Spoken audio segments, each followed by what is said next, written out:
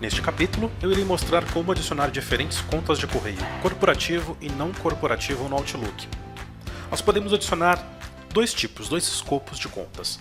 Uma conta corporativa, que é aquela que você tem dentro da sua corporação, dentro da sua companhia, aonde a sua companhia vai te dar uma conta com o domínio da empresa. Então, se eu trabalho na visionsharetecnologia.com, eu vou ter ali o meu e-mail mauricio@visionsharetecnologia.com. Não querendo fazer comercial, mas enfim, vamos pegar qualquer empresa aí. Trabalho nas Casas Bahia, vou ter um e-mail, provavelmente, se eu for do escritório, né? Se eu for um colaborador de escritório e usar correio, eu vou ter ali um e-mail meu, Maurício, ou Maurício.casemiro, enfim, o escopo é o ITI que estabelece, é a gestão, com o domínio da empresa. Essa caixa de correio, esse recurso de correio, quem me entrega é a empresa, portanto é corporativo. Tá? Diferente do e-mail corporativo, e aí nós temos vários servidores, aí cada empresa contrata o servidor que lhe convém, né?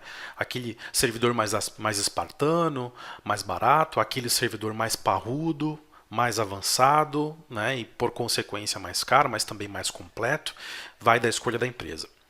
Deste lado, nós temos um cenário de caixa corporativa. Vamos chamar assim, de caixa corporativa. Do outro lado, nós temos os e-mails que a gente chama de e-mails home user, né, de usuários domésticos. Aquele meu novo Hotmail, que hoje é Outlook.com, é o e-mail gratuito da Microsoft, né? Quem já teve uma caixa do antigo Hotmail que virou Live, aí tinham aqueles domínios gratuitos da Microsoft, @msn, @live, @hotmail. Hoje nós temos esse mesmo serviço, só que com um novo domínio, que é outlook.com.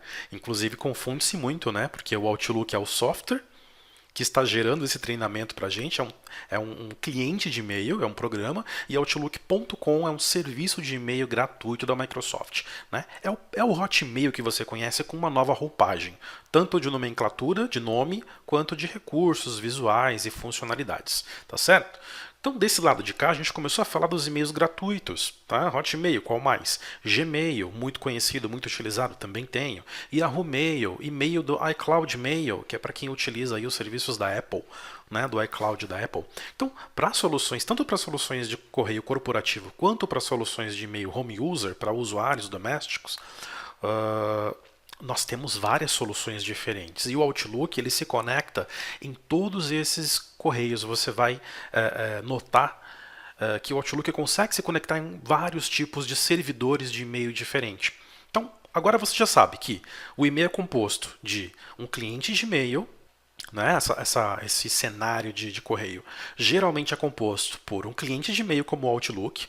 Nós temos que ter uma rede para trafegar a informação, né, de e-mails que vão e vêm, que saem e que entram na caixa postal.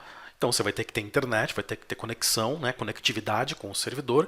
E lá no background, no back-end que a gente chama, o Outlook está aqui, o nosso front-end.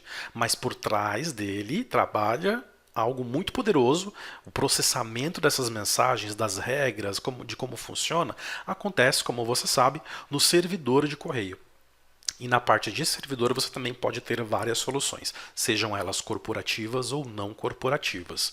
Tá? É muito importante dizer isso porque se você comprou de repente o Outlook num formato FPP, que é aquele de caixinha, foi lá no distribuidor de software, na lojinha de varejo, eu encontrei o Outlook lá 2016 e comprei na caixinha ou por qualquer outro tipo de licenciamento.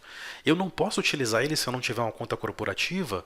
Eu sou um usuário acadêmico, eu tenho uma conta Gmail, não posso utilizar? Pode sim, então é importante dizer isso, que com o Outlook você tem o cliente de e-mail mais rico, mais completo e mais avançado com qualquer conta que você tenha, gratuita ou não. E dentro desse cenário de cliente Outlook 2016 e vários tipos de servidores de correio, nós temos alguns protocolos de comunicação, protocolos de integração ou protocolos de configuração de conta. O que são esses protocolos? Para o Outlook se comunicar com o servidor de correio, ele tem que estabelecer, configurar, escolher, definir um tipo de protocolo. E nós temos alguns, tá? Eu vou começar falando do protocolo MAPI. Anota aí, MAPI ou ActiveSync. São protocolos, esses dois que eu falei, MAPI ou ActiveSync, que são exclusivos do servidor de correio corporativo da Microsoft, chamado Microsoft Exchange. Se for um Exchange instalado lá na empresa, no servidor, mantido pela equipe de TI interna, então nós estamos falando do Exchange Server. Se for um servidor de nuvem Microsoft, mantido pelo Office 365, que é uma solução de cloud de nuvem da Microsoft, então nós estamos falando do Exchange Online. Contudo, estamos falando de um mesmo produto, Microsoft Exchange. Tá? Este é o servidor de correio da Microsoft. O servidor de correio da Microsoft, por que eu estou dando ênfase a ele? Porque ele tem um protocolo de comunicação próprio, que é o MAP ActiveSync. Tá? Esse é o melhor tipo de protocolo para conexão do seu cliente de correio com o seu servidor de correio Exchange.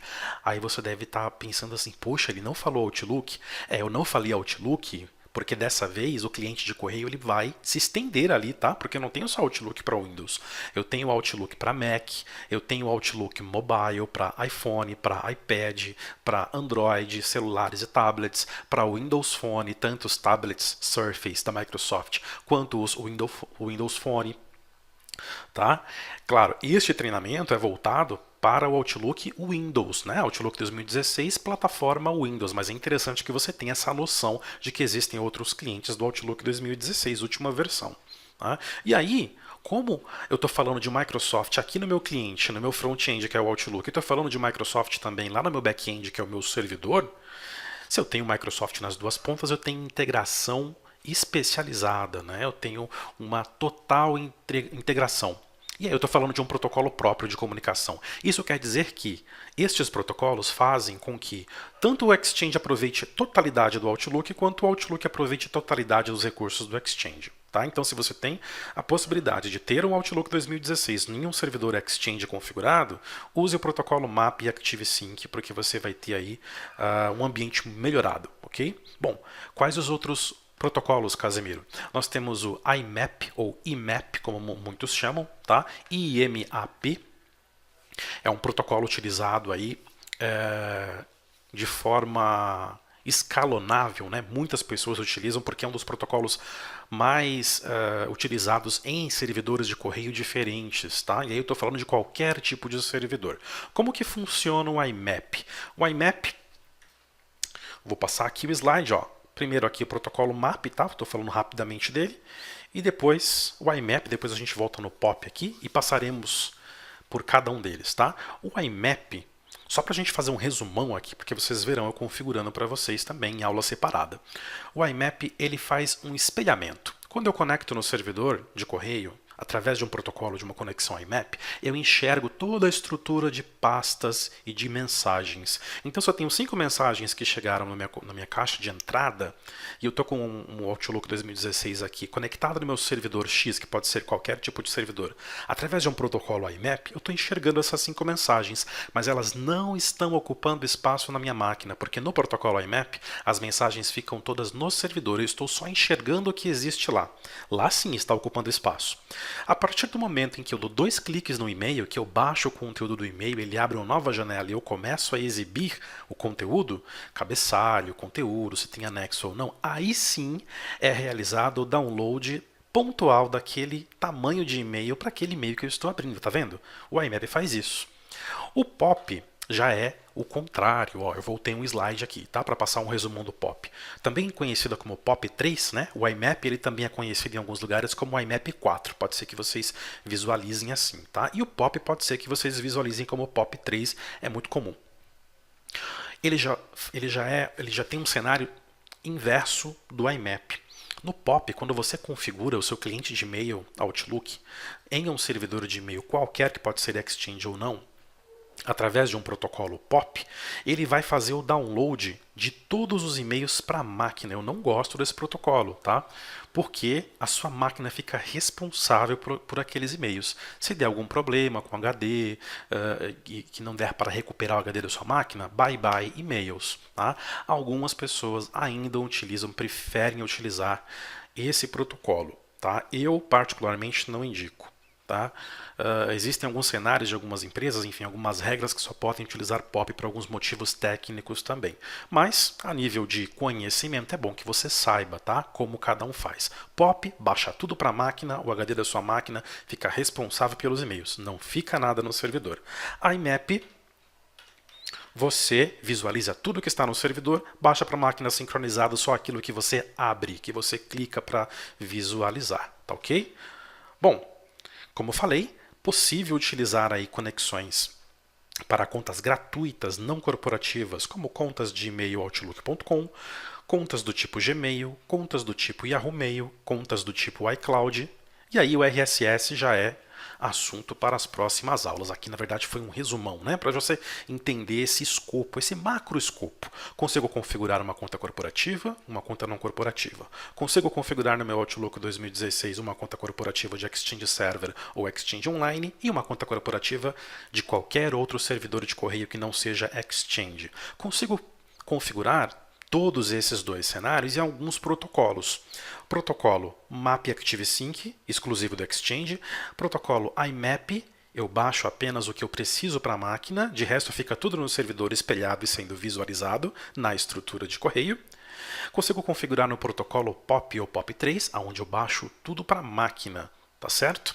Bom, para essa aula, nós tivemos aí um macro escopo das possibilidades de configuração de contas do Outlook 2016 com seus possíveis back-ends, né, servidores de correio. Espero que tenha gostado. Até a próxima videoaula.